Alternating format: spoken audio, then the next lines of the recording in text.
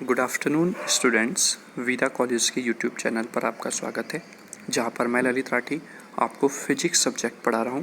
ठीक है, तो जैसा कि हम जानते हैं कि कोरोना महामारी बीमारी की वजह से पूरे देश में लॉकडाउन चल रहा है और उसी वजह से सभी कॉलेजेस, सभी स्कूल्स, सभी संस्थाएं बंद हैं और उस वजह से आप लोगों की क्लासेस नहीं हो पा रही हैं। और यूनिवर्सिटी ने ये क्लियर कर दिया है कि जैसे ही लॉकडाउन खुलेगा उसके थोड़ा सा टाइम बाद ही हम एग्ज़ाम कंडक्ट कराएंगे। ठीक है, तो उसको ध्यान में रखते हुए आपको एग्ज़ाम के पॉइंट ऑफ व्यू से हम यहाँ पर इम्पॉर्टेंट शॉर्ट क्वेश्चंस की एक सीरीज़ प्रोवाइड करा रहे हैं यूनिट वाइज। जो इम्पॉर्टेंट क्वेश्चंस है एग्ज़ाम के पॉइंट ऑफ व्यू से, वो क्वेश्चंस आपको यहाँ पर विद आंसर प्रोवाइड किए जा रहे हैं। ठीक है, तो जैसा कि हमने यूनिट फर्स्ट के क्वेश्चंस कंप्लीट कर लिए हैं, यूनिट सेकंड के भी हमने 2 क्वेश्चंस प्रीवियस वीडियो में कंप्लीट कर लिए हैं। आइए आगे देखते हैं यूनिट सेकंड के नेक्स्ट 2 इम्पॉर्टेंट क्वेश्चंस क्या कहते हैं।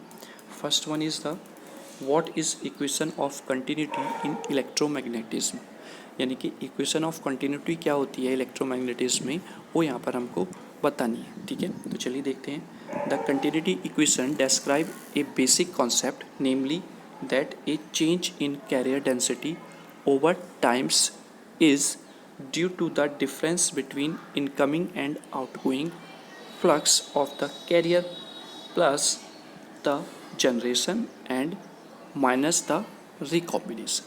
ठीक है, यानी कि इसने बोला है कि कंटिन्यूटी इक्वेशन एक ऐसा कॉन्सेप्ट बताती है जो जिसमें कहा गया है कि चेंज इन कैरियर डेंसिटी, यानी कि कोई भी कैरियर है उसकी डेंसिटी में कितना चेंज हो रहा है over times is due to the difference between incoming and outgoing flux, यानी कि जो कैरियर डेंसिटी में टाइम के रेस्पेक्ट में या टाइम के कंपैरिजन में जो चेंज हो रहा है from difference between incoming and outgoing flux of the carrier, generation and the minus of the recombination. ठीक है, वो क्या कहलाता है, आपका कंटिन्यूटी इक्वेशन कहलाता है। अगर आप ध्यान से नीचे देखेंगे कंटिन्यूटी इक्वेशन, तो ये इसका फॉर्मूला है, इससे आप अच्छे से और क्लियर हो जाएगा। Divergence J equals to minus del rho B upon del t. ठीक है, तो ये क्या है यहाँ पर, रो बी चार्ज डेंसिटी या फिर कैरियर डेंसिटी। ठीक है, तो कैरियर डेंसिटी चेंज हो रही है with respect to the time. ठीक है, और वो किस पे डिपेंड कर रही है, incoming and outgoing flux of the carriers, और जो इफेक्ट कर रही है किसको, जे को, कैरियर डेंसिटी को। ठीक है, क्लियर, तो ये आपका हो जाता है इक्वेशन ऑफ द कंटिन्यूटी। ठीक है, आगे देखते हैं सेकंड क्वेश्चन है give statement of Poynting theorem. Poynting theorem का क्या स्टेटमेंट है ये हमको यहाँ पर बताना है, तो आइए देखते हैं उसका स्टेटमेंट क्या है।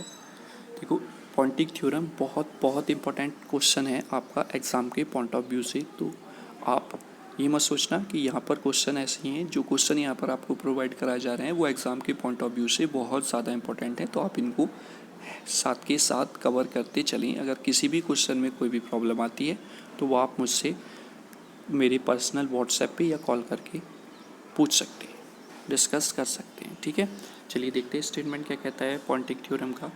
The product of electric field intensity and magnetic field intensity is equal to the rate of energy flow at that point, यानी कि जैसा मैंने आपको प्रीवियस क्वेश्चन में बताया था कि जो इलेक्ट्रोमैग्नेटिक वेव्स हैं, जो EM वेव्स होती हैं, वो ट्रेवल करती हैं, तो उनमें इलेक्ट्रिक फील्ड होता है और मैग्नेटिक फील्ड होता है।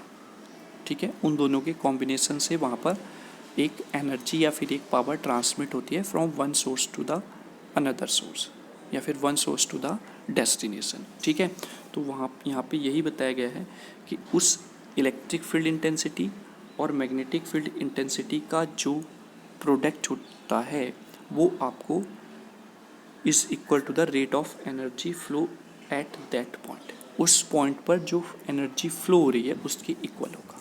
ठीक है, तो हम सिंपली ये कह सकते हैं कि इन दोनों का, इलेक्ट्रिक फील्ड इंटेंसिटी और मैग्नेटिक फील्ड इंटेंसिटी का जो प्रोडक्ट होता है वो क्या देता है, पावर देता है। इसकी इलेक्ट्रोमैग्नेटिक फील्ड की, और ये सब किस में होगा, इन ए यूनिफॉर्म प्लेन वे। ठीक है, क्लियर। तो हम देखते हैं एक्सप्रेशन क्या है, vector S equals to vector E cross vector H.